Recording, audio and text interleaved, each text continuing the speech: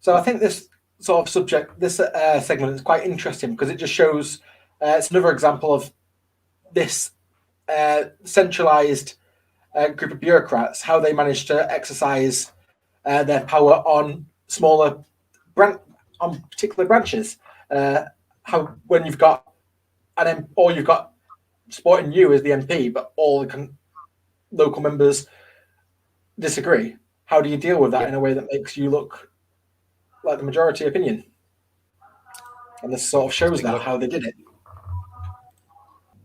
Our MP, Angela Eagle, had been very supportive of Jeremy in the meetings where she would come along to constituency meetings and give a report about what had been going on. According to Runswick, the meeting ends without incident. A week later, a prominent opponent to Corbyn claims that Eagle, who is openly lesbian, is the victim of abuse.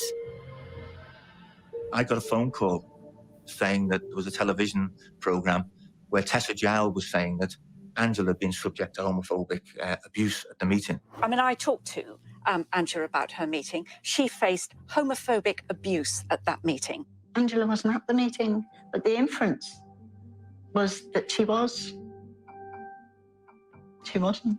Activists and members of parliament and their staff are facing day in, day out harassment and, in some cases, intimidation. I rang other people who were at the meeting. It was just a complete shock. We didn't know anything about it.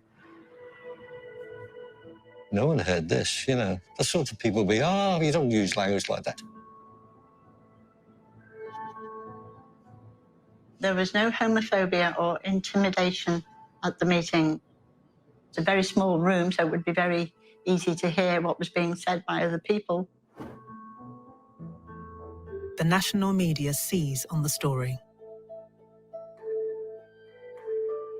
There was articles and television interviews saying that there'd been people shouting that Angela was a dyke, that there was homophobic gestures made, and repeated homophobic comments.